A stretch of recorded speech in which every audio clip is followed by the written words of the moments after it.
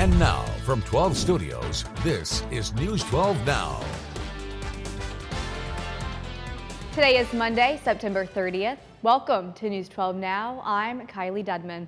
New on News 12 Now, an Amber Alert issued this morning for a missing 6-month-old girl out of Rockwall has been canceled after the child was found safe near Springfield, Missouri.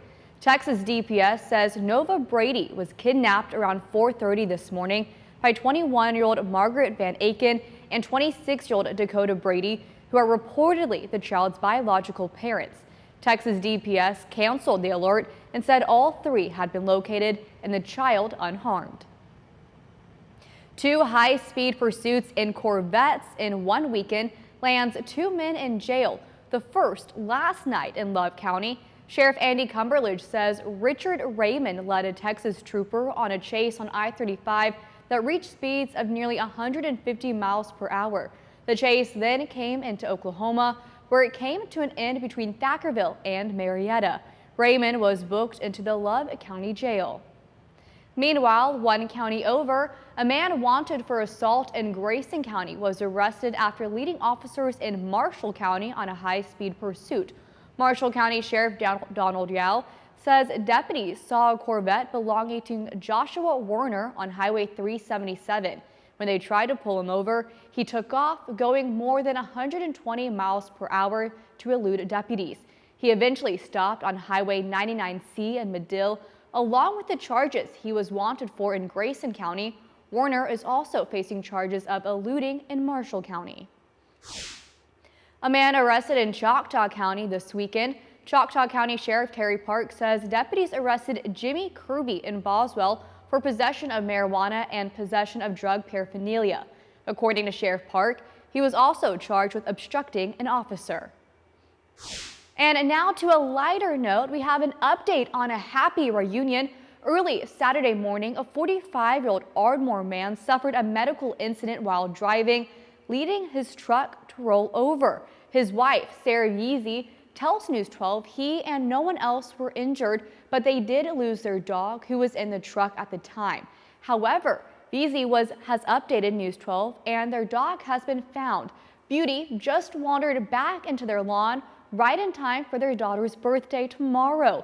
Now we can see in this picture their tearful reunion here. And drivers, listen up. I-35 will narrow to 1 lane tomorrow at US 77 in Murray County.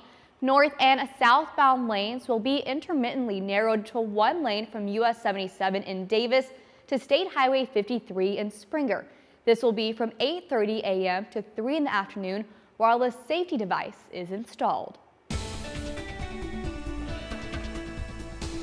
Well, we've officially made it to the last day of September, and it's definitely not feeling like it, at least as we get a little bit further in the afternoon. This morning, though, definitely felt more like a fall one, with temperatures in the 50s for a lot of us, and did see some lower 60s as well, but definitely feeling a lot more like fall in southern Oklahoma than North Texas. But look how quickly we have recovered with our temperatures as we now into the afternoon, and 70s and 80s, and we're going to be climbing quicker as we do have a lot of sunshine in place. We're already registering a notable warming trend from yesterday.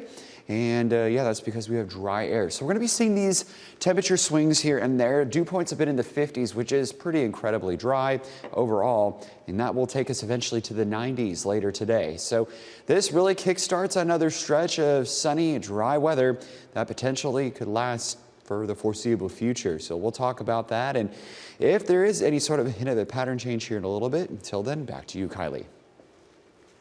All right, thank you, Brian.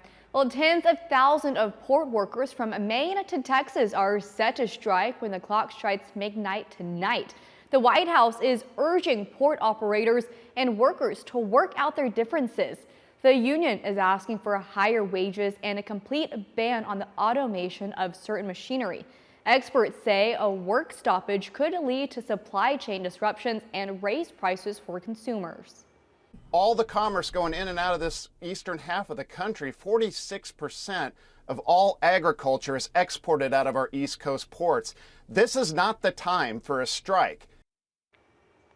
The strike could cost the economy up to $5 billion per day and lose more than $7 billion in GDP per week. Well, if you have federal student loans, you'll want to pay attention to key benefits are set to expire soon. The federal government's Fresh Start and On-Ramp programs that help millions of student loan holders ends after today.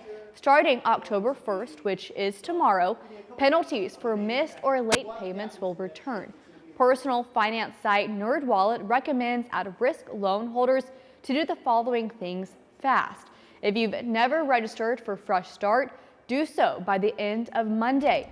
And if you can't make a payment at all, consider a deferment or forbearance option up to 3 years. With the Fed cutting interest rates, borrowers might reconsider refinancing a loan.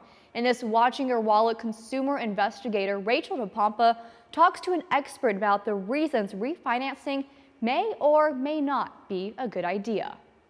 There are many reasons to refinance, a major one being to secure a lower interest rate to reduce your monthly payment on a home. You might also be looking to shorten the repayment term so you can pay off your loan faster, or you may need to tap into your home's equity to get access to cash. But Cherry Dale with the Virginia Credit Union says before you refinance, look at the costs associated with refinancing. I'm talking about the closing costs and your home assessment to make sure the value of your house is actually there. And then Dale says calculate your break-even point on the loan. So let's say it costs you about $5,000 to refinance your house. And you're going to save, let's say, $300 a month. If you do refinance, well, you want to take that $5,000 divided by the $300, and you're looking at about 16.7 months, 17 months in general would be your break-even point. So after 17 months, really you are going to benefit from financing that loan in the long run. However, Dale says if you flip it around and decide to move before that time frame, well, it really is not going to be worth your time or effort or money. It's actually going to cost you more in the long term to refinance. So sitting down, crunching the numbers for your particular situation before you jump into it is really important. Dale says keep in mind your credit score is also a factor if you want to refinance. You want a high credit score in order to receive the best rate and maximize your benefits.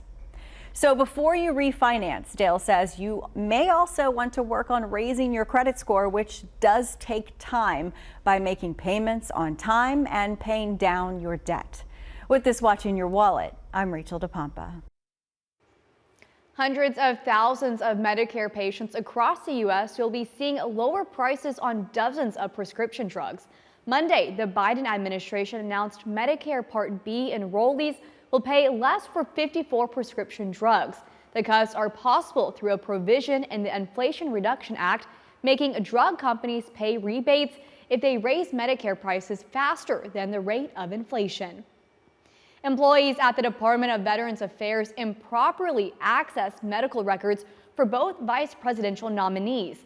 About 2 months ago, an employee at the VA Inspector General's office reached out to Senator J.D. Vance to alert him of the breach.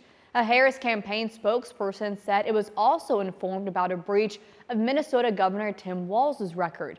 The Washington Post reports at least a dozen employees accessed the files. An investigation is now underway. Walz and Vance will face off tomorrow night in their first and likely only debate. During the hour-and-a-half-long debate, CBS News moderators will not fact-check the candidates. That will be the responsibility of the two vice presidential nominees and the moderators to facilitate those opportunities. The debate begins at 8 tomorrow, and you can watch it live right here on CBS 12. And we will have more on the campaign in just a little bit. But first, the FBI has settled its most recent sexual harassment settlement. The FBI has agreed to pay more than $22 million to settle a class action lawsuit alleging female recruits were routinely sexually harassed by instructors. The payout to 34 women dismissed from the FBI's training academy in Quantico, Virginia, would rank among the biggest sexual misconduct settlements in the history of the Bureau. Many of the allegations were confirmed in a 2022 internal watchdog report. The U.S. Justice Department is suing Alabama after the state removed more than 3,000 names from the eligible list of voters for the upcoming federal election. The voter purge violates a 90-day period before an election, during which officials can't systematically remove people from the list of voters. Alabama's GOP Secretary of State says he removed the names because they were allegedly non-citizens, but he acknowledged some may have become naturalized citizens and may be eligible to vote. The Justice Department says all of the people should be returned to the list so they can vote unimpeded on Election Day. And Election Day is right around the corner, with the big day being 35 days out.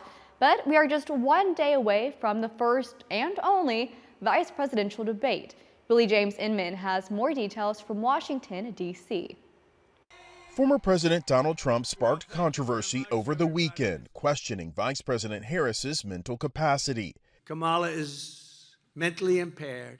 Trump used the derogatory comment to say Harris is responsible for allowing what he described as criminal migrants into the country. If you think about it, only a mentally disabled person could have allowed this to happen to our country. The next day, he came up with his own solution for crime, taking a cue from the plotline of the movie The Purge. You know, if you had one day, like one real rough, nasty day, one rough hour, and I mean real rough, the word will get out and it will end immediately. Campaigning in Las Vegas, Harris touted her record prosecuting criminals and blamed Trump for prodding Republicans to kill a bipartisan bill that would have strengthened the border. We need a president who cares more about solving problems than playing political games and demeaning people full time.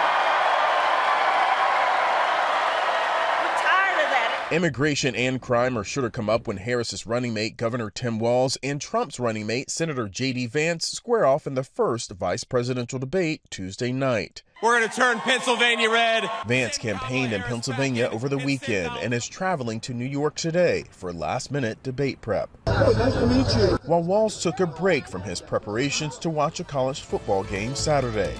Willie James Inman, CBS News, Washington. Thank you for watching today's News 12 Now. Make sure to subscribe so you find out why Texoma turns to us. You can also follow us on Instagram and Facebook, where you'll see more social media exclusive content. Want more News 12 Now? Watch us live every weekday through the KXII app on your phone or TV and through our website.